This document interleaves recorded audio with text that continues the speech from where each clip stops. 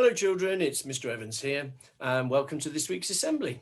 First of all, can I say how disappointed we all are that we haven't been able to invite everyone back into school. I'm sure you understand why we've all been asked to stay at home as much as possible at the moment, but we hope that it won't be for too long because we really are all missing you ever so much and we can't wait to get everybody back into school as soon as possible.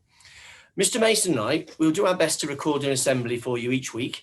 And I'm sorry that I haven't been able to do one until now, but as I'm sure you can guess, we've had quite a lot to organise, but we hope to be able to do them every week from now on.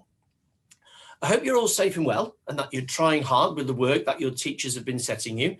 I know they've been really pleased with the work that they've been receiving from you, so keep on trying your very, very best, okay? It's at times like this we have to be resilient. Now, that's a big word, isn't it?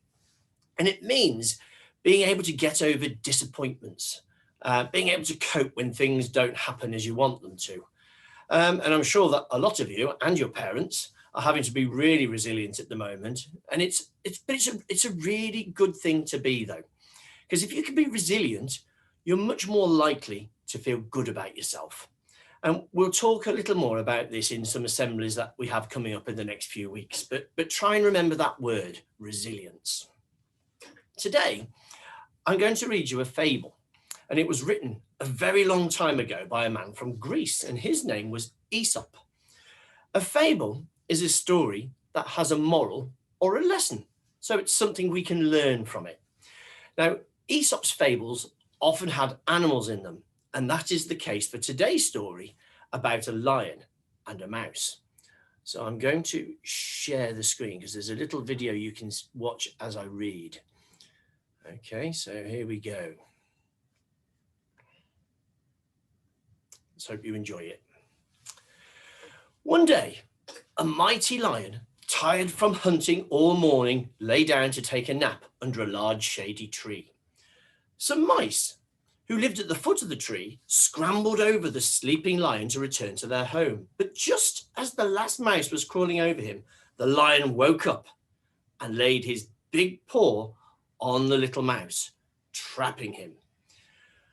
"You'll make a tasty snack," he said. The mouse was very afraid. He begged the lion to spare his life and let him go, and said he would return the favour one day.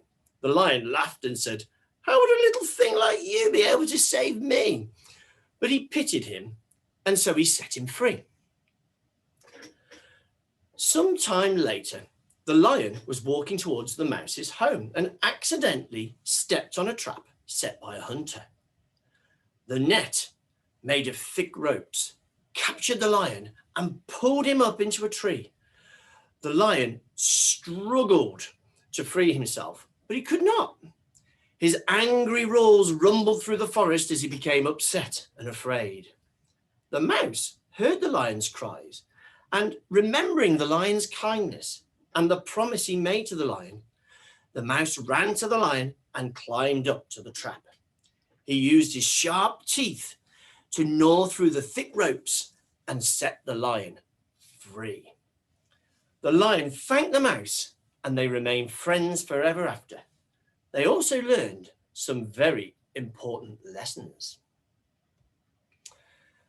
Now, I wonder, especially some of the older children who've heard that story, I wonder if you can work out what lessons could be learned from that story. You might be able to share them if you're in class, you might be able to share them at home if you're with your brothers or sisters or your parents. See if you can work out what lessons could be learned. If you want to pause the video for a moment while you have a chat, feel free to do that.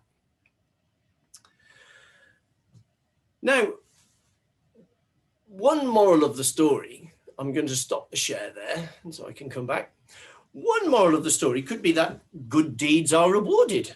If you help somebody, it's likely that they will help you in return. Or if you're nice to someone, it's likely that they'll be nice to you.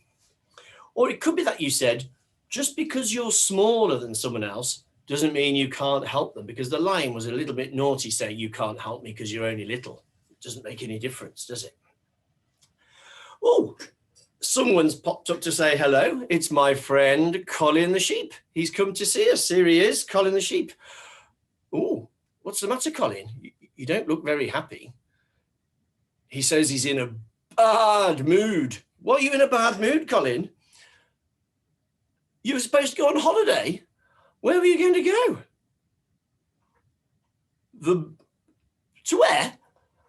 Barbados. Apparently he was off to Barbados and he's not very happy because it's been cancelled and he hasn't been able to go. Well, Colin, you have to try and be resilient at the moment. You have to try and get over that disappointment and try and do your best to be happy. And one way you can do that is to try talking to people. You can talk to your parents, or your parents could talk to you even. You could talk to your friends if you get the chance, because at least we've got our family and friends we can talk with. Who do you talk to? Who? Your sister. And what's your sister called? Barbie. So he's got a sister called Barbie. Well done, Colin. What's that, Colin? You've got to fly now. Off you go then, flying. Off you go, Colin. There he goes. He'll be fine, don't worry. So, like I said, we can help each other a little bit by talking. It's always good to chat with other people. Now, if you remember, if you want to see your friends at school, from school, sorry, you can go on our daily Zoom calls. There's different things happening in the Zoom calls each day, but at least you do get to see your friends and to have a little chat with them at some point in those sessions, hopefully.